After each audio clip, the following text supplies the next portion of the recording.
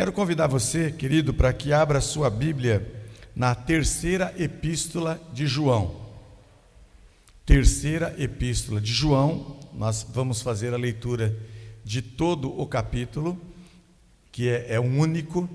Terceira epístola de João. Não é o Evangelho de João, mas é a epístola de João. Um texto que eu particularmente gosto muito. Diz assim a palavra do Senhor: o presbítero ao amado Gaio, a quem amo na verdade. Amado, oro para que você tenha boa saúde e tudo lhe corra bem, assim como vai bem a sua alma. Muito me alegrei ao receber a visita de alguns irmãos que falaram a respeito da sua fidelidade, de como você continua andando na verdade. Não tenho alegria maior do que ouvir que meus filhos estão andando na verdade. Amado, você é fiel no que está fazendo pelos irmãos, apesar de eles serem desconhecidos. Eles falaram à igreja a respeito desse seu amor.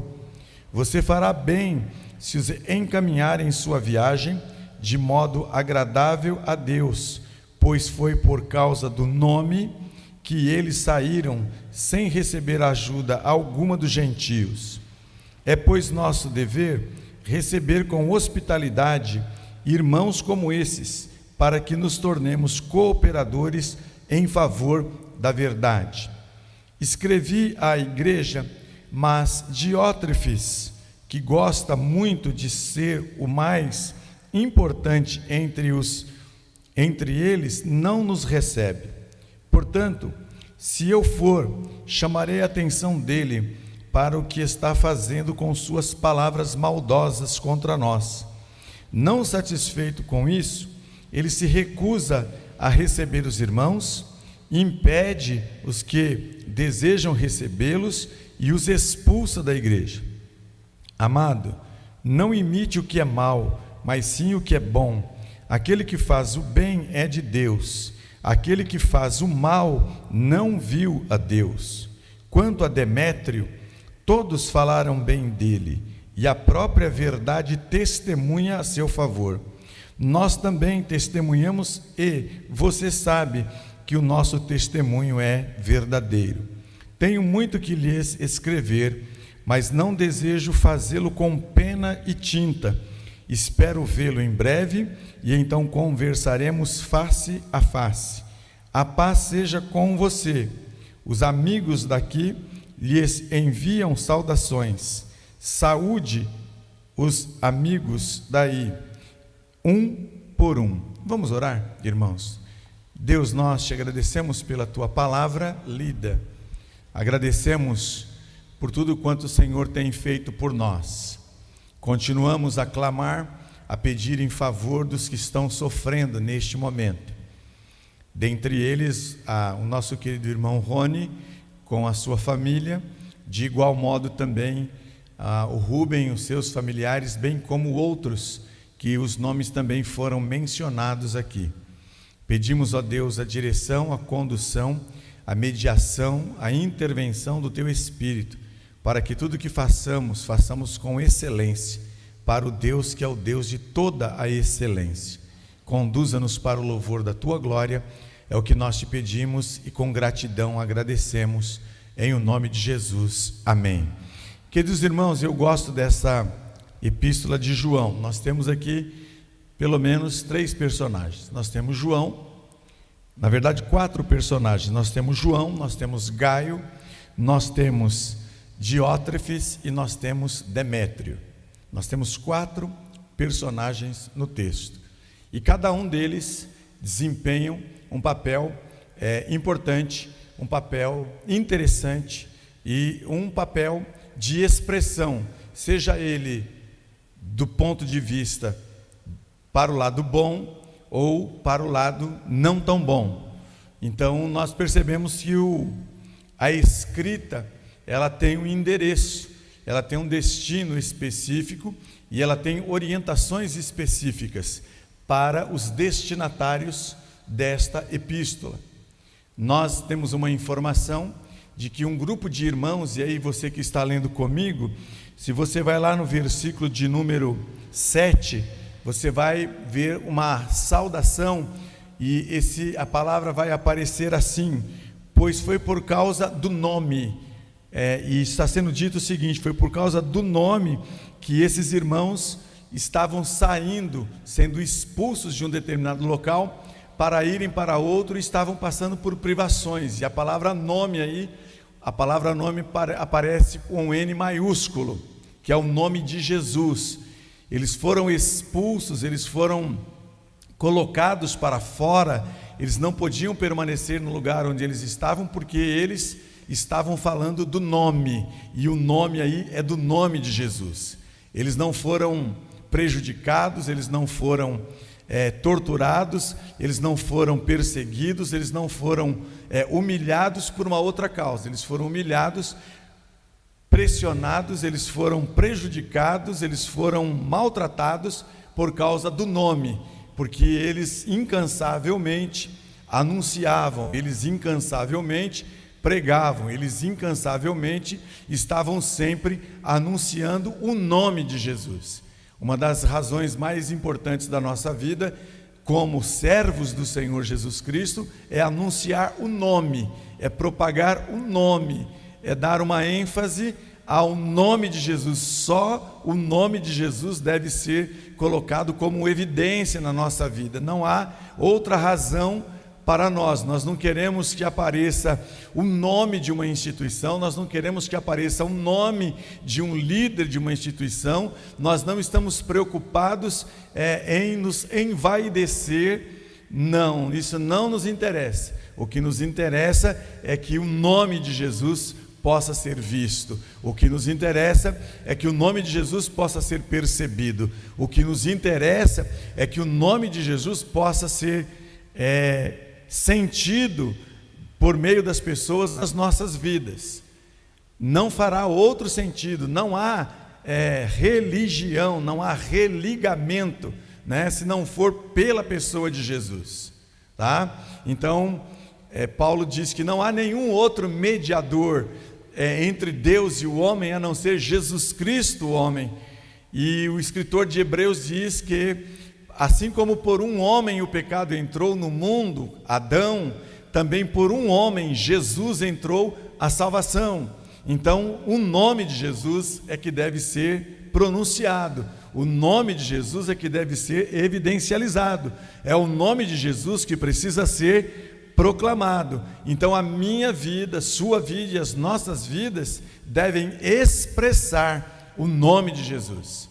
Lá nas bem-aventuranças, nos textos do Evangelho de Mateus, vai dizer da perseguição, que bem-aventurados sois vós quando vos perseguirem e mentindo disserem todo mal ou fizerem todo mal contra vocês por causa do meu nome. Então é o nome de Jesus. Não importa que tipo de perseguição possa vir, não importa o que possa vir para a nossa vida, desde que prevaleça na minha e na sua vida o nome de Jesus. O nome deve ser evidencializado. Isso é uma primeira coisa que eu gostaria de deixar claro aqui. Uma outra coisa é que João, ele tem uma relação muito boa com Gaio. Gaio o trata bem, Gaio o hospeda, Gaio, eles são amigos, eles são parceiros, eles caminhavam juntos nas lutas, nas batalhas, eles estavam juntos na propagação do Evangelho, eles fazem investimento um no outro para que o Evangelho, para que o nome de Jesus pudesse ir adiante e ser proclamado. Só que quando nós olhamos no texto, logo no início, vocês vão perceber que logo de cara, João está dizendo que vai orar por Gaio.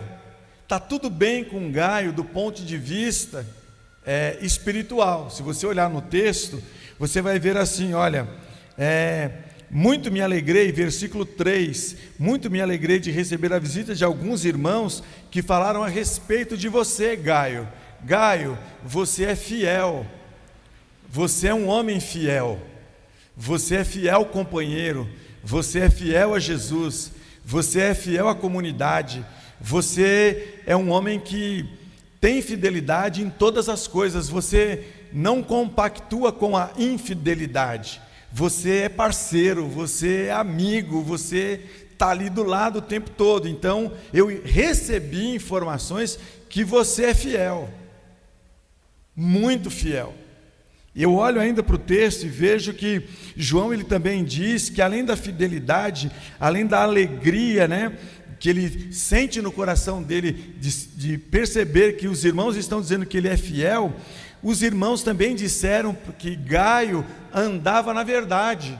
Gaio não gostava de andar por caminhos mentirosos, Gaio não gostava de andar por caminhos tortuosos, Gaio não gostava de andar por caminhos profanos. Não, Gaio é um homem que ele anda na verdade, e isso alegra o coração de João. Ele fica feliz com isso, porque ele olha para aqui e fala: puxa vida, que bacana, eu discipulei, eu orientei, eu evangelizei, eu cuidei de Gaio, e agora Gaio me dá uma resposta positiva de que ele é fiel, de que ele anda na verdade, que ele não gosta de andar por caminhos que não são caminhos da verdade. Aliás, sempre há uma orientação da palavra de Deus dizendo que nós devemos andar por caminhos corretos, porque há caminho, diz a palavra de Deus, que ao homem parece direito, correto, mas no fim deles são caminhos de morte. Nós precisamos tomar muito cuidado por caminhos que nós estivermos andando, que precisamos andar no caminho correto. Ainda olhando no texto, no versículo 4, ele diz: não tenho maior alegria do que ouvir que os meus irmãos andam na verdade. E aí ele diz: amado, você é fiel no que está fazendo pelos irmãos. Olha, ele é fiel, ele anda no caminho da verdade, e ele também é hospitaleiro. Ele cuida bem dos irmãos, ele trata bem os irmãos, ele não fecha as portas, ele não é seletivo, ele não é preconceituoso. Não, é meu irmão em Cristo Jesus, está precisando, está com alguma dificuldade, eu o recebo, eu o trato, eu cuido dele. E isso é uma manifestação, está aí no versículo de número 6, João diz: você realmente ama. O finalzinho do versículo 6 diz: olha, e eles falaram à igreja a respeito deste seu amor, deste seu amor. Olha quantas qualidades a gente está percebendo aqui nessa relação, nessa orientação entre Gaio e João. Ainda há uma outra situação no versículo 7, você fará bem se os encaminharem em sua viagem de modo agradável a Deus, pois foi por causa do nome que eles saíram, sem receber ajuda nenhuma, porque os gentios não os ajudavam. Os gentios, na verdade, os judeus não os ajudavam. Então eles estão aqui firmados. Então pois nosso dever recebê-los como hospitaleiro, com hospitalidade, porque eles são cooperadores no Evangelho. Algumas perguntas aqui me vêm à mente, antes de eu falar de uma outra coisa que é o motivo da oração. Até aqui eu falei dos motivos da alegria, mas tem um único motivo. Lá no versículo 2 vai dizer isso: eu oro para que você tenha boa saúde. Veja, com todas as qualidades, o trabalho de Gaio não é de um homem que está com a saúde boa.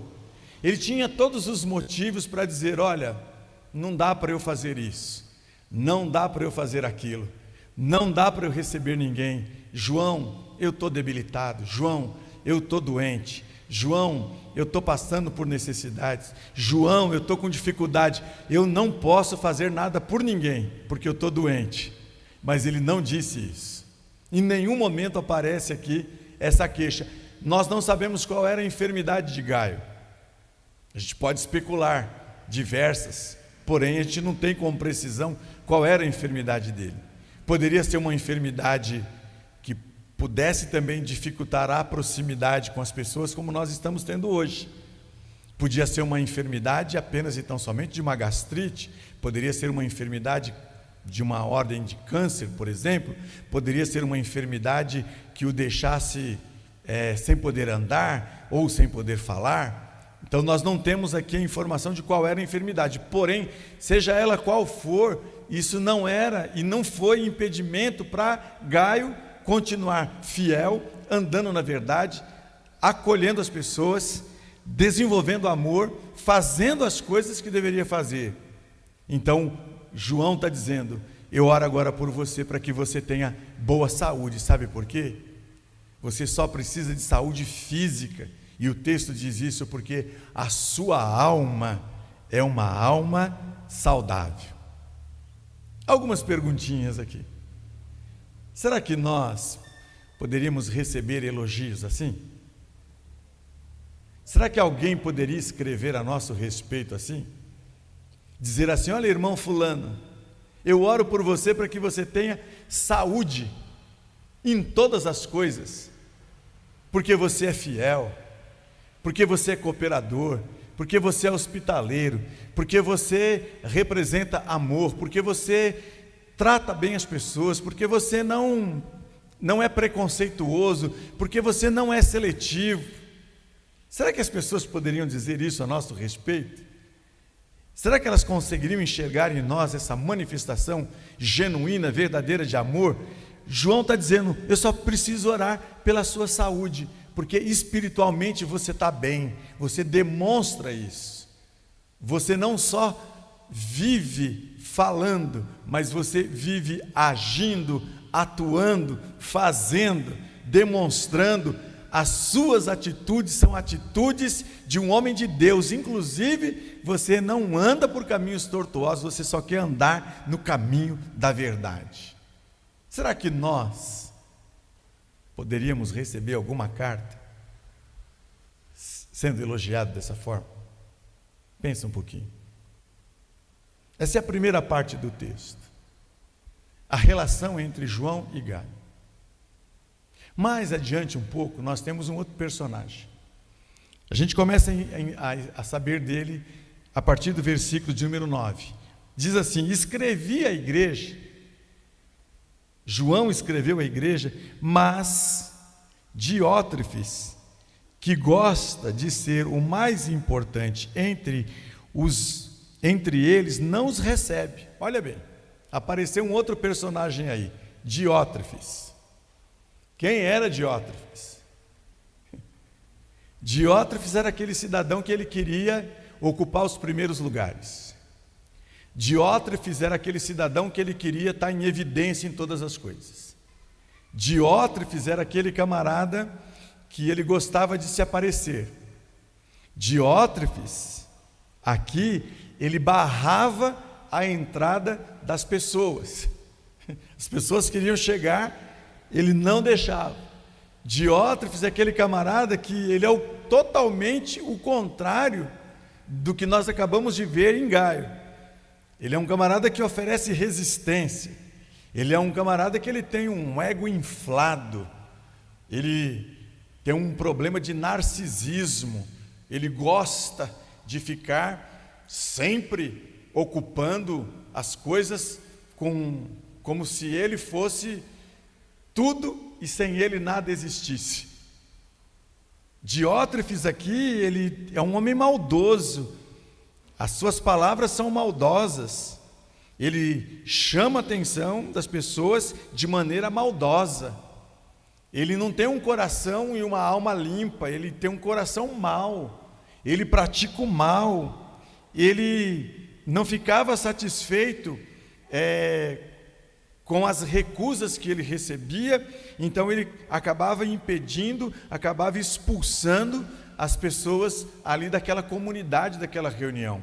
Diótrefes, ele não imitava o que era bom, Diótrefes imitava só o que era mal. Verso 11 diz: amado, não imite o que é mal, mas sim o que é bom. Mas ele não, ele só escolhe fazer o que é mal.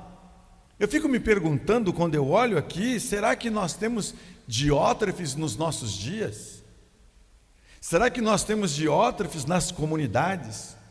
Será que nós temos Diótrefes nas casas?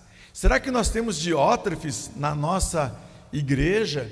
Pessoas que têm esse mesmo tipo de comportamento? Será que nós temos pessoas que gostam de estar mais bonito do que o pavão? Será que nós temos isso? Será que nós temos isso na nossa conduta? Será que essas coisas são boas? Será que são atitudes que refletem a imagem de Jesus na nossa vida? Em Gaio a gente percebe várias qualidades, e aqui nós temos péssimas qualidades na vida de Diótrefes. Quem é você até aqui na igreja do Senhor Jesus? Um Gaio ou um Diótrefes? Tantas pessoas precisando. Tantas pessoas precisando. Você é uma mão que faz o bem, como diz o texto. Aquele que faz o bem é de Deus. Versículo de número 11 no finalzinho. Anota aí na sua Bíblia. Último parágrafo. Aquele que faz o bem é de Deus. Aquele que faz o mal não viu Deus. Isso me dá autoridade para afirmar uma coisa. Pessoas que fazem o mal não viram, não experimentaram, não tiveram uma conversão genuína. Pessoas que praticam o mal, como Diótrefes, não tiveram e não passaram por um processo genuíno de conversão. E não tem nenhuma relação com Deus, não viu Deus. O texto diz que quem faz o bem é de Deus.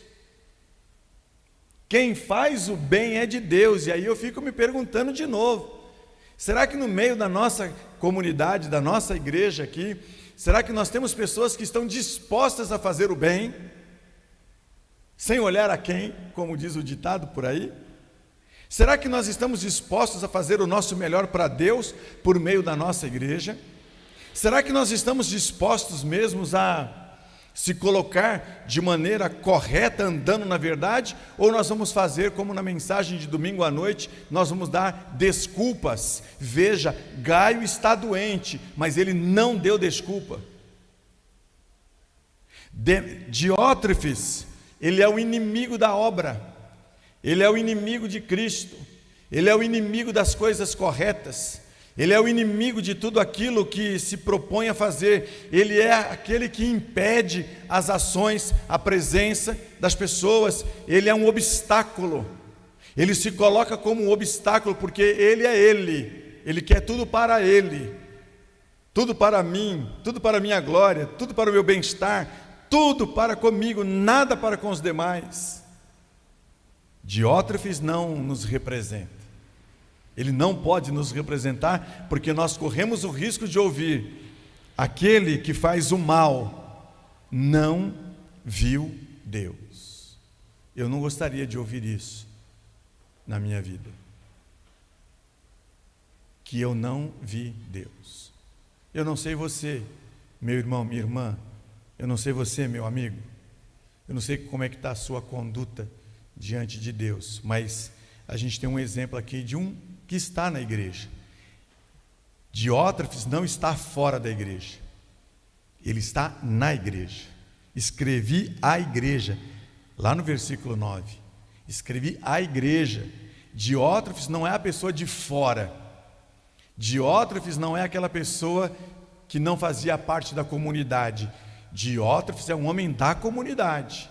Ele está lá, provavelmente no nosso contexto hoje ele está batizado, provavelmente no nosso contexto hoje o nome dele está escrito no hall de membros da igreja, provavelmente ele é um líder na igreja, provavelmente ele tem uma cadeira especial lá, só que ele não viu Deus. O comportamento dele é de alguém que não viu Deus, a postura dele é de alguém que não teve uma experiência com Deus. Por quê? Porque há maldade nele. Ele não é do bem, ele é do mal. Eu e você somos do bem ou do mal? Como é que nós estamos vivendo a nossa vida cristã? Ainda temos no texto um outro. Diz assim: mas quanto a Demétrio, olha aí, Ainda bem que são dois exemplos positivos para um negativo. Quanto a Demétrio, todos falam bem dele. Olha aí novamente. Todos falam bem de Demétrio. Quem é Demétrio? Demétrio é uma pessoa que testemunha a verdade, a verdade que ele vivia, testemunhava a favor dele. Ele não precisava falar muita coisa não, porque ele vivia a verdade. A verdade estava estampado nele, e a verdade era o maior testemunho dele, de vida dele. Novamente veio a palavra verdade para nós. Será que nós temos uma vida verdadeira? Será que a vida de verdade que temos em Cristo Jesus depõe, testemunha a nosso favor? Ou será que nós estamos no contexto de Demétrio? De Diótrefes, desculpem. Andando um pouquinho mais, nós também testemunhamos, e você sabe que o nosso testemunho é verdadeiro. Então veja, João, ele dá dois exemplos de Gaio e Demétrio. São pessoas que estão na igreja, que fazem as coisas corretamente, são fiéis, são honestas, são verdadeiras, não vivem uma hipocrisia religiosa, não têm apenas um nome escrito num hall de membros, pessoas que se preocupam com vidas, pessoas que se preocupam com a comunidade, pessoas que a vida fala por si só. Mas também aqui nós temos um exemplo de uma pessoa que também está na igreja e que vive o contrário. As ações, a prática, a maneira de falar, o procedimento, a postura é totalmente contrária de Gaio e de Demétrio. Sabe o que João diz? João diz o seguinte: eu tenho muita coisa para escrever. Esse João aqui, se você for lá nos evangelhos, você vai perceber que eles fazem parte dos irmãos Boanerges. Eles eram chamados de filhos do trovão. Era gente que cuspia fogo. Só que se converteu, e quando se converte, muda. É a sorte de Diótrefes. Mas mesmo assim, olha o que João diz. João diz o seguinte: ainda tenho muita coisa para escrever, mas não desejo fazê-lo nem com pena e tinta. Eu vou até aí. Eu vou até aí. Eu vou até aí porque eu quero dar um abraço em Gaio. Eu vou até aí porque eu quero dar um abraço em Demétrio. Eu vou até aí porque nós vamos pôr a conversa teológica em dia. Vamos colocar a conversa da comunidade em dia. Nós vamos falar das coisas boas. E depois, eu quero ter uma conversa face a face com Diótrefes. Me aguarda aí, Diótrefes, eu estou chegando. Já imaginou um negócio desse? Vem aí uma autoridade. João aqui representa a autoridade apostólica. Vem aí uma autoridade que vai agora conversar com você face a face. Não vai ser nas escondidas, não vai ser por trás de mureta, não vai ser por trás de determinados lugares, não, vai ser face a face. Nós vamos ter um encontro, nós vamos conversar olho no olho, nós vamos resolver algumas coisas aí, Diótrefes. Eu vou tomar café, eu vou lanchar, eu vou ter um momento agradável com Gaio, eu vou ter um momento agradável com Demétrio, mas com você, Diótrefes, a conversa vai ser outra. Nós vamos resolver isso aí, Diótrefes, face a face. Queridos irmãos, amigos, existe um que vai visitar você neste exato momento, que está com você. O nome dele se chama Espírito Santo de Deus. Ele vai visitar a cada um de nós face a face. E nós vamos ter que ver o que nós vamos receber dele. Se nós vamos receber elogios, se nós vamos receber palavras agradáveis, ou se nós vamos receber uma admoestação. um ato disciplinar, um puxão de orelha, ou até mesmo, quiçá aqui no texto, nós não sabemos como se deu esse encontro entre João e Diótrefes, mas possivelmente ele não permaneceu na comunidade, porque a única maneira dele permanecer na comunidade é se houvesse um arrependimento, é se ele abrisse mão da sua prepotência, do seu orgulho, da sua soberba, se ele abrisse mão dos seus maus caminhos, da sua péssima conduta, da sua maneira. Há possibilidade, coloca isso diante agora do Espírito Santo de Deus, coloca isso que dá jeito, Diótrefes, mas caso contrário, não há possibilidade de uma permanência. Sabe por quê? Porque não viu Deus. Não é porque, não estou falando de rol de membros de igreja. Ou eu sou de Deus, ou eu não sou de Deus. Essa é a realidade. O problema não é disciplina institucional. O problema é disciplina espiritual.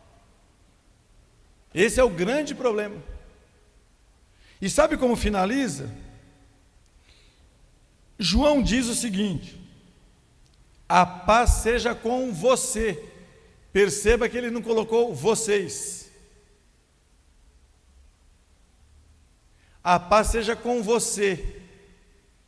Aí ele diz: os amigos daqui lhes enviam saudações.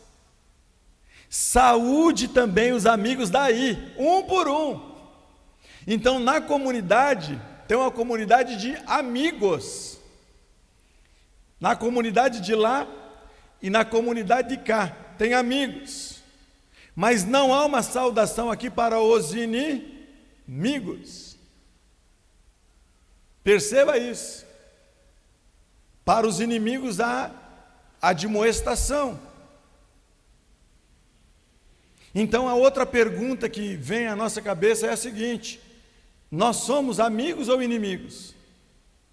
Paulo usou muito essas expressões, os amigos da cruz e os inimigos da cruz. Os amigos do evangelho, não de igreja, os amigos das boas novas, das boas notícias, e os inimigos da cruz de Cristo. Porque eu tenho que entender o seguinte, e eu preciso tomar cuidado na minha vida, porque eu vou encontrar na minha vida Gaio, eu vou encontrar na minha vida Demétrios, são meus amigos, são meus irmãos em Cristo Jesus, mas eu também vou encontrar na minha vida os Diótrefes da vida. O escritor de Tito, ele diz o seguinte: ao homem herege, depois de uma ou duas admoestações, rejeita-o, não senta com ele, não coma com ele, não tem amizade com ele, não trilhe caminho com ele, rejeita, foge, não serve porque é inimigo de Cristo. Não é que é inimigo da Igreja Batista em Cidade Seródio, é inimigo de Cristo. Não há como manter, aliás, irmãos, Jesus ele disse isso, não há comunhão entre luz e trevas, não existe essa possibilidade. Portanto, olhando aqui, eu preciso me posicionar, não há outra alternativa na minha vida cristã. Eu não estou falando de membresia de igreja, eu estou falando de posicionamento. Agora, quem se posiciona aqui está falando de comunidade, aqui não está falando de individualidade, é comunidade. Sou eu, igreja, com vocês, igreja.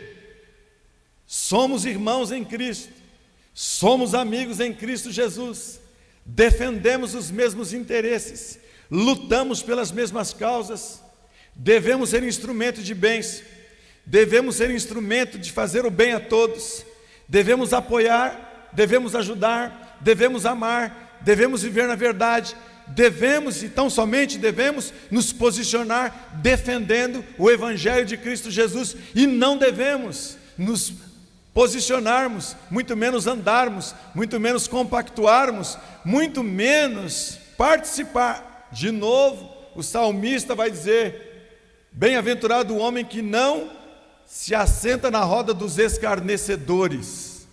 Não há essa possibilidade. Eu não tenho como ficar no caminho do meio.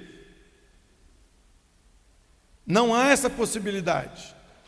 Então também não encontramos motivos para nos desculparmos, porque eu sei que no mundo nós teremos aflições, porque a Bíblia me dá essa informação. Eu sei que nós vamos enfrentar tempestades. Os discípulos enfrentaram tempestades, com Jesus inclusive no barco. Nós sabemos que por conta da lei do pecado, lá pelos nossos ancestrais, nós estamos enfrentando todos os problemas, porque não há como as coisas mudarem se não houver dobramento do joelho, se não colocar a cara no pó. O Brasil não vai mudar.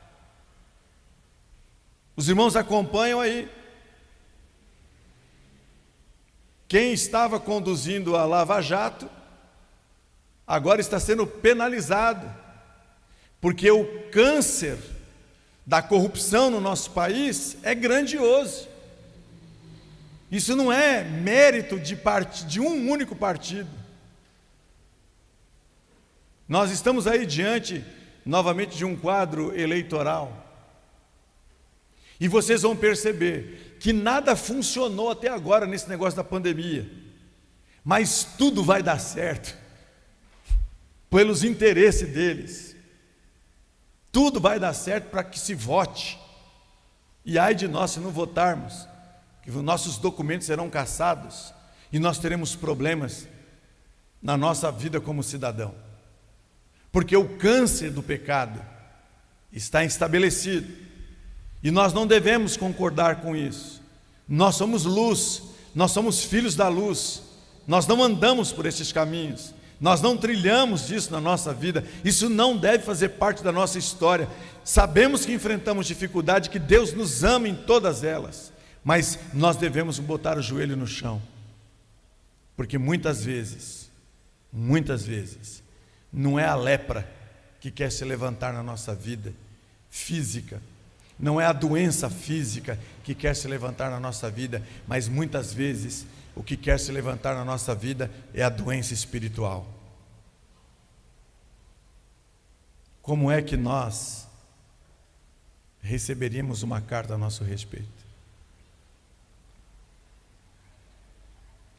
Finalizando,